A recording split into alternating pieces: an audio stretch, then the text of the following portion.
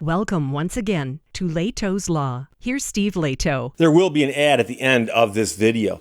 Now, this story is kind of short, but there's a lot we can learn from it. We really have to look at this. And Fred, thank you for sending it. It's from WTNH out of Connecticut. Durham man arrested for posting reckless driving videos on social media.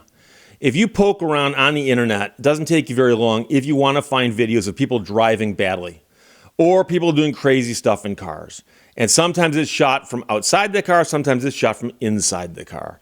So if you want to see Mustangs and Corvettes and Vipers crashing, type in the name of the car you want to see and crash and like Cars and Coffee or Nürburgring, and you'll see cars being crashed by people outside of these things. But if you also want to see someone driving crazy, you can find the video that somebody themselves shot in their own car while they were driving crazy, using dash cam or something like that. And so some people post these on social media, and then they get all kinds of hits. They go, hey, this is cool. I'm getting clicks. I'm getting clicks. And of course, the downside is that if you post videos of yourself doing illegal things on the internet, and you are clearly identifiable, as an attorney, I would recommend you not do that. Does it take an attorney to explain this to you? Well, Gerald Diaz wrote this. A Durham man was arrested recently for allegedly posting reckless driving videos on social media, according to state police. State police said that on May 7th, someone tipped them off that there was a social media account posting videos and reels, short videos, speeding in rural areas. And apparently the rural areas were nearby where these police were and within the jurisdiction of these police, such that the police said, that's against the law. So the account was found to be controlled by a 27-year-old local man that the police identified. And they said they then reviewed various videos and reels and shorts and whatnot on his channel. And the account showed the man operating various vehicles, more than one, in Durham, Haddam, and Killingworth, between 78 miles per hour and up to 137 miles per hour. And they say he also had a passenger in the car while driving these various cars recklessly. And that right there, believe it or not, creates another charge. So he, as the driver, can be charged with a variety of things, which we'll get to in a second. But because he's got a passenger in the car, he can also be charged with something. So to throw the book at the guy means that they've charged him with seven counts of reckless driving and 3 counts of reckless endangerment in the second degree. Reckless endangerment. He was released on a court-set bond of $150,000 and is scheduled to appear at Middletown Superior Court on June 5th. Very, very serious charges. So a couple things you need to know. Reckless endangerment is not necessarily a driving offense. It's when somebody does something and they recklessly engage in it, conduct that is, which creates a risk of physical injury to another person. So they are recklessly endangering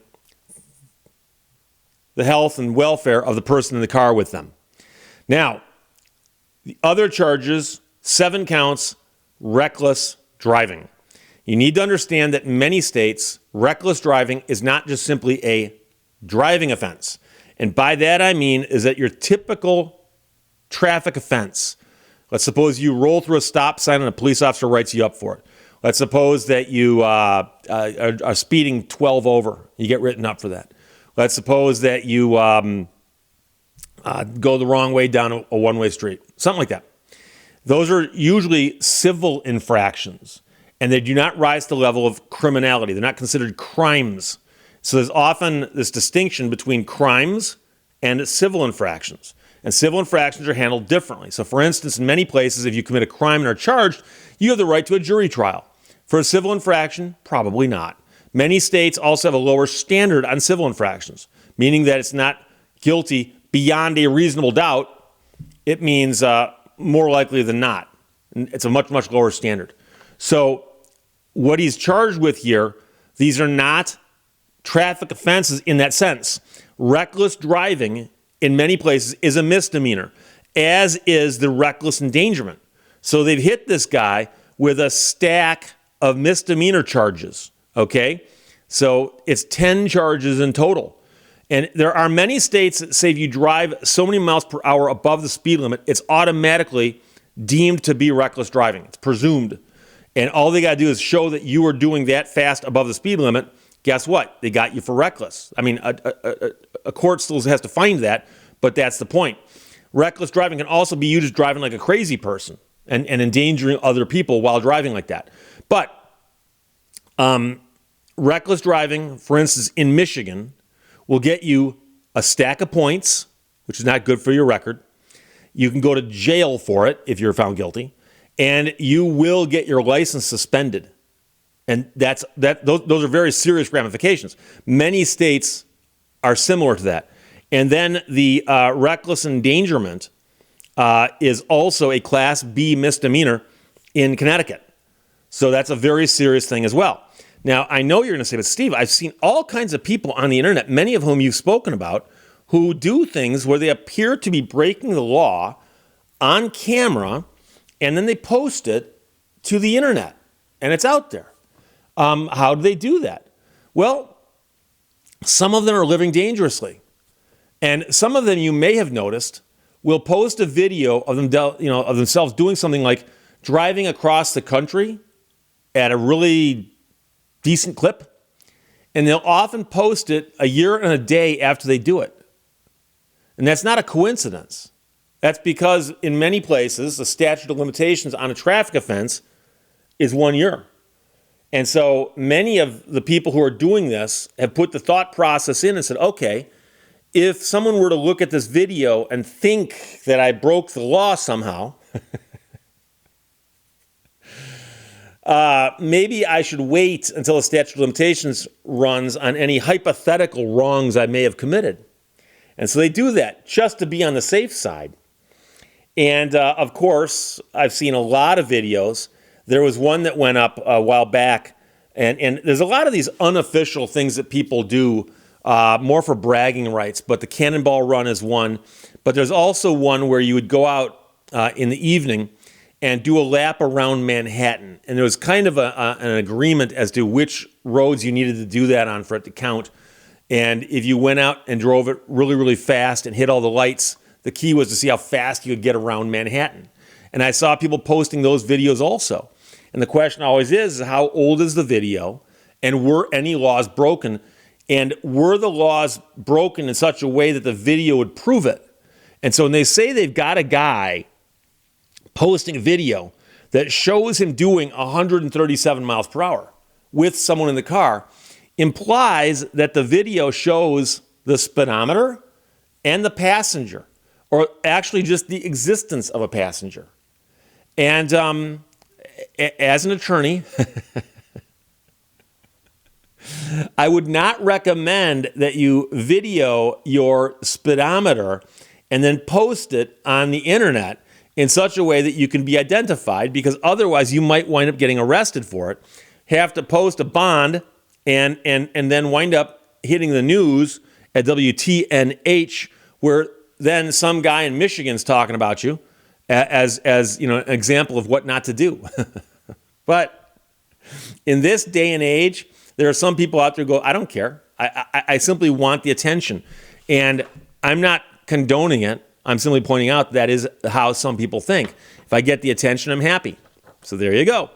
But of course, if the guy gets, found guilty of this, and it turns out that it's 7 counts of reckless driving and 3 counts of reckless endangerment, that's some serious, serious stuff.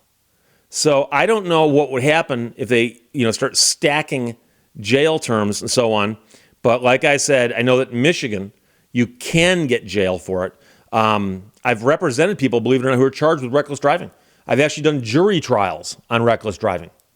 And you win some, you lose some. So you do what you can, but you can imagine the trouble an attorney would have defending this case if the prosecution actually gets to show the jury Here is video posted by him, and in it you can clearly see it's him speeding like a crazy person, 137 miles per hour.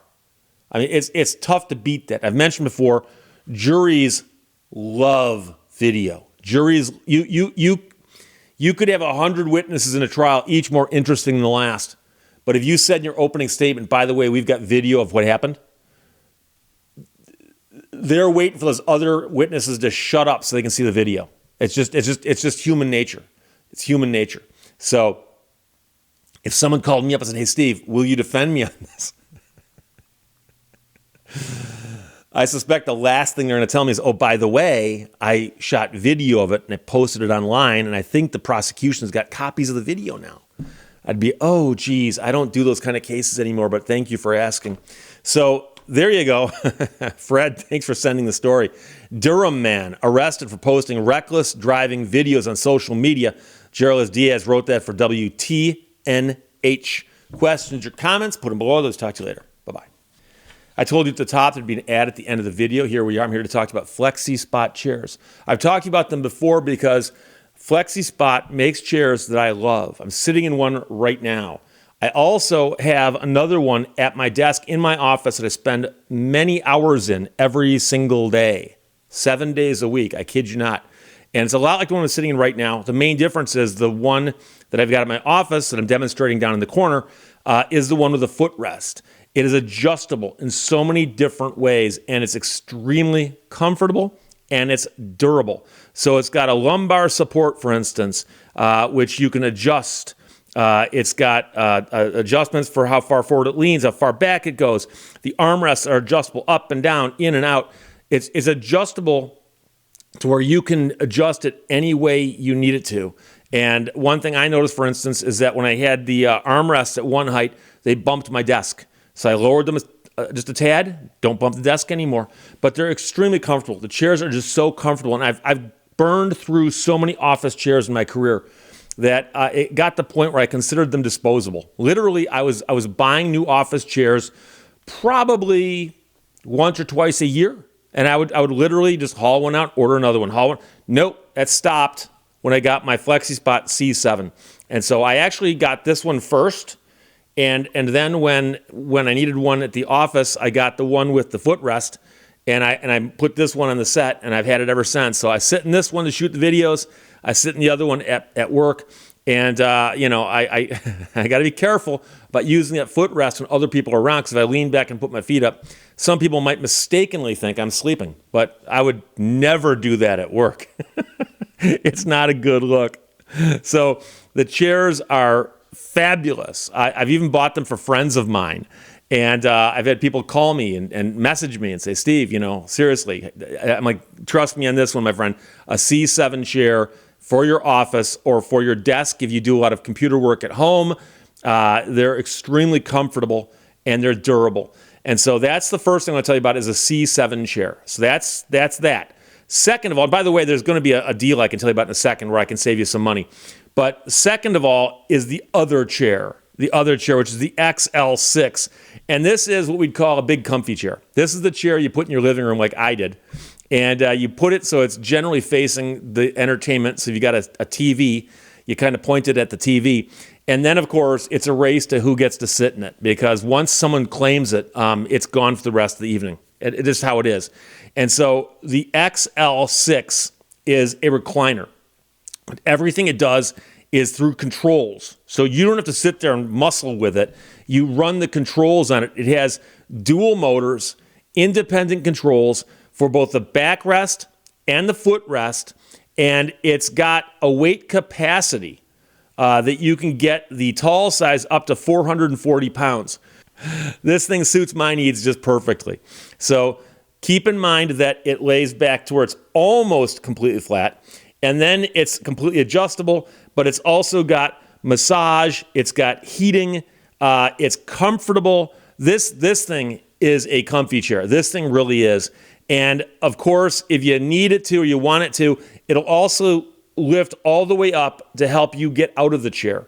And so there are people out there who do think, boy, if I get into this chair and get comfortable, can I get back out of it? And so this chairs actually got that functionality. So that's pretty cool. But the interesting thing is I've only got one. I've only got one. And there are times where it's a race to see who gets it first, because once you claim it, it's yours.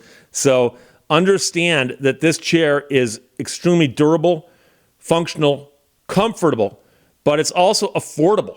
And so the price range is in the $500 range, and that compares to similar chairs that might cost you a couple $1,000s. So it is a really, really good chair for you to put in your living room or your family room or wherever it might be that you want to park yourself and stay there for a while. So it's an amazing chair.